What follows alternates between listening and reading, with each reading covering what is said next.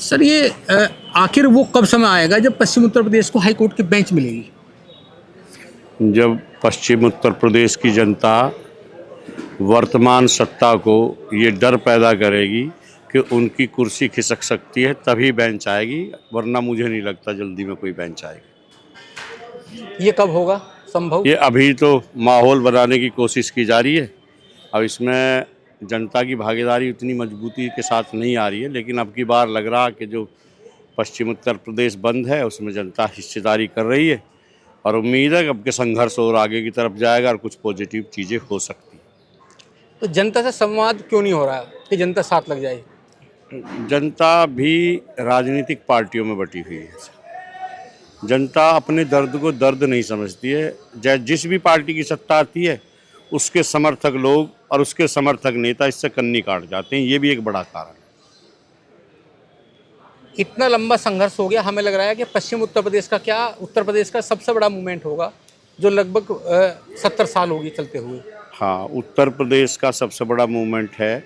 मैं 1989 में जब यहाँ आया मेरठ कचहरी में प्रैक्टिस के लिए, उस समय पीक पे था आंदोलन और हमें लगता था चंद दिनों की बात है और कभी भी हाई कोर्ट बन सकती है। कारण भी था कि इससे जायज़ मांग हो नहीं सकती थी। गरीब जनता ट्रेन में लद के जा रही है बेवजह, और सरकार के लिए कितना सा काम है। सरकार का एक बड़ा सा अधिकारी इतना घपला कर लेता जितने में सारी हाई कोर्ट बन जाए, लेकिन जनता की दर्द को प्राथमिकता नहीं दे रही है सरकार। और वर्तमान सरकार को सोचना चाहिए कि सस्ता सुलभ न्याय का नारा संविधान ने सबको दिया, ये सस्ता न्याय भारत को कब मिलेगा पश्चिम उत्तर प्रदेश की जनता को? और नहीं करते हैं तो मैं मानता हूँ ये सत्ता संवेदनशील नहीं है। क्यों बने हाई कोर्ट बेंच पश्चिम उत्तर प्रदेश में? भाई इतने सारे लोगों का पश्चिमी उत्तर प्रदेश में 700 किलोमीटर दूर जाना, न्याय तो द्वार पे होना चाहिए, जैसे कि हमारे यहाँ हमारे संविधान में भी और सब तरीके से कहा है और नेता भी कहते हैं। लेकिन 700 किलोमीटर दूर क्या द्वार है वो? और इतनी दूर यहाँ के पश्चिमी उत्तर प्रदेश के लोग जो पीड़ित हैं उनको न्याय, इतना महंगा न्याय वहाँ जाकर अगर उसके डोर पे मिलेगा तो वो बहुत सारे लोग उस न्याय से वंचित रह जाते हैं जो न्याय उनको मिलना चाहिए। हाई कोर्ट की वजह से जो यहाँ नहीं मिल पाता, बहुत सब्र करके बैठ जाते हैं। जब हमारी बेंच यहाँ जाएगी तो बहुत लोगों को जिस न्याय की उम्मीद वो करते हैं, अपेक्षा करते हैं, वो यहाँ मिलेगा। सर आप बहुत लंबे समय से इस मूवमेंट में हैं और बड़े लंबे समय से आपकी प्रैक्टिस भी है। वे 3 क्या कारण हैं जिस वजह से ये आंदोलन विफल हुआ लगातार? देखिए, जनता का आंदोलन है। जनता अभी इस बात को नहीं समझ पाई है कि वकील तो सिर्फ अगुवाई कर रहा है, ये जनता के लिए है आंदोलन। अगर यहाँ हाई कोर्ट की बेंच पश्चिमी उत्तर प्रदेश में आ जाती है तो यहाँ का होटल वाला, तांगे वाला, घोड़े वाला, चाय वाला, पान वाला, बीड़ी वाला, ये सब फैज़याब होंगे, उन्हीं का बिजनेस बढ़ेगा।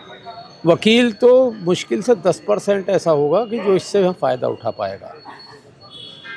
इसलिए एक तो ये इच्छा शक्ति, अभी जनता इसी तरह जागरूक तो है, समर्थन तो देती है, लेकिन कोई भी चीज़ पाने के लिए 2 या तो बातें होती हैं।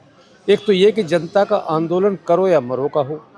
जैसा कि उदाहरण आपके सामने है कि पीछे किसानों ने एक आंदोलन किया और 13 महीने 700 लोगों की शहादत देने के बाद में, और हटे नहीं वहाँ से। अल्टीमेटली प्रधानमंत्री जी को वो कानून, कृषि कानून, जो काले कानून थे, उनको वापस लेना ही पड़ा। उनको वापस लेना पड़ा। तो ऐसा मूवमेंट यहाँ क्यों नहीं बन पाता? क्या वजह है उसकी? अच्छा, दूसरी बात, ये उत्तर प्रदेश का बंटवारे के लिए उत्तराखंड वालों ने ऐसा जोर लगाया कि रामपुर तिराहे पे उन्होंने अपनी शहादत दी, हर तरह की यातनाएं झेली और उत्तराखंड बन गया। 2 चीज़ें होती है। एक तीसरी चीज़ होती है नेताओं की इच्छा शक्ति। हमारे पश्चिमी उत्तर प्रदेश के नेताओं की इच्छा शक्ति नहीं है। अगर इच्छा शक्ति होती तो हमारे यहाँ तो प्रधानमंत्री भी रहे हैं, हमारे यहाँ गृह मंत्री भी रहे हैं, मुख्यमंत्री भी रहे हैं, वो एक ऑर्डिनेंस से भी बेंच दे सकते थे। कोल्हापुर में तो कोई आंदोलन नहीं हुआ था, अभी महाराष्ट्र में बेंच दे दी, 6 ज़िलों पे बेंच दे दी। तो इसके लिए हमारे जो यहाँ के नेता हैं वो प्रश्न जो उठना चाहिए उस तरह से नहीं उठाते हैं, वो शून्य काल में उठाते हैं, जिसकी कोई महत्व है नहीं। इसलिए हम दोनों तरह से मात खा रहे हैं। जो राजनीतिक इच्छा शक्ति होनी चाहिए, हम तो डबल इंजन की सरकार में हैं, हम तो मेरठ तो ट्रिपल इंजन की सरकार में है। सरकार आ जाना चाहिए थी बेंच, अब तक क्यों नहीं?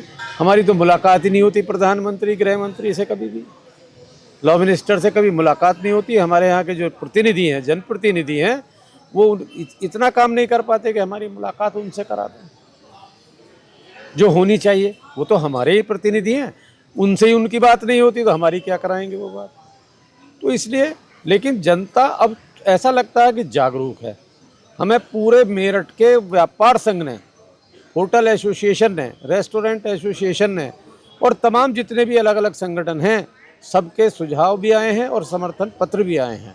लगता है कि मेरठ तो कम से कम मेरठ, हालांकि पश्चिमी उत्तर प्रदेश की कॉल है ये, मेरठ पूर्ण रूप से 17 तारीख को बंद रहेगा और अधिवक्ताओं में भी जोश है।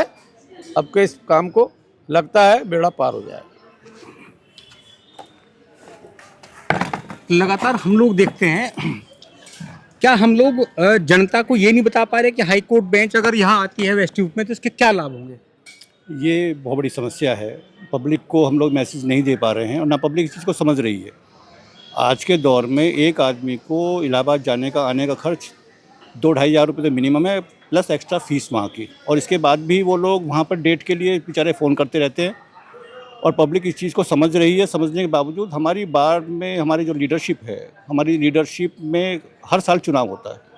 कई बार हमारी लीडरशिप ऐसी आती है जो बहुत कमज़ोर आ जाती है, और जब पिछले 2-3 साल में बार के आंदोलन को काफ़ी नुकसान हुआ, इस बार फिर थोड़ी कोशिश की जा रही है। ये लगातार कंटिन्यूटी में मांग इतने ज़ोर शोर से नहीं उठती रही है, ये बहुत बड़ा कारण है।